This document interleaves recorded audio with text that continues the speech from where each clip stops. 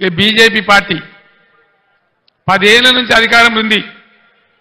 దయచేసి మా ఆడబిడ్డలకు మా యువకులకు చేవెళ్ల నియోజకవర్గంలో ఉన్న మేధావులకు నేను దండం పెట్టి చెప్తా ఉన్నా.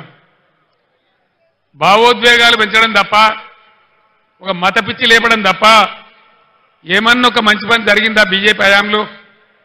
ఏ వర్గానికన్నా, ఏ పేదలకన్నా పెట్రోల్ ధర అయింది, డీజిల్ ధర అయింది. ఇలా ఏం జరుగుతూ ఉంది దేశంలో? మా పార్టీలో జైన్ కావతావా లేకపోతే జైలుకు పోతావా? అయితే మోడీ తప్పితే ఈడీ. ఇదేనా బీజేపీ? ఇదేనా రాజకీయం? ఇదేనా దేశాన్ని ముందుకు తీసుకుపోయే పద్ధతి? ఇదేనా ప్రజాస్వామ్యాన్ని ఎక్కడికక్కడ పాతరేసే పద్ధతి? దయచేసి ఆలోచన చెయ్యాలి. గుడ్డిగా అలవోకగా ఓటేయద్దు.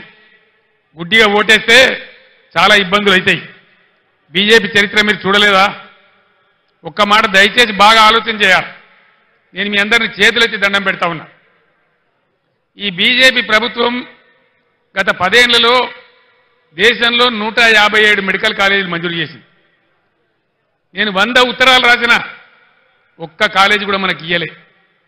ఒక్క కాలేజీ ఇయ్యనటువంటి బీజేపీకి ఒక్క ఓటు కూడా మనం ఎందుకు వెయ్యాలి? కేంద్రంలో ఉన్న చట్టం ప్రకారం దేశంలో ఎన్ని జిల్లాలుంటే ప్రతి జిల్లాకు ఒక నవోదయ పాఠశాల పెట్టాలి. మన దగ్గర మనం 10 నుంచి 33 జిల్లాలు చేసుకున్నాం. అంటే 23 కొత్త నవోదయ పాఠశాలలు రావాలి.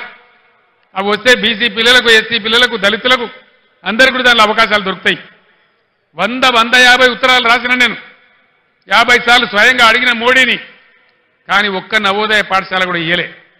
చట్టాన్ని ఉల్లంఘించి ఒక్క మెడికల్ కాలేజీ ఇవ్వని, ఒక్క నవోదయ పాఠశాల ఇవ్వని ఈ బీజేపీకి మనం ఎందుకు ఓటేయాలి? దేనికోసం ఓటేయాలి?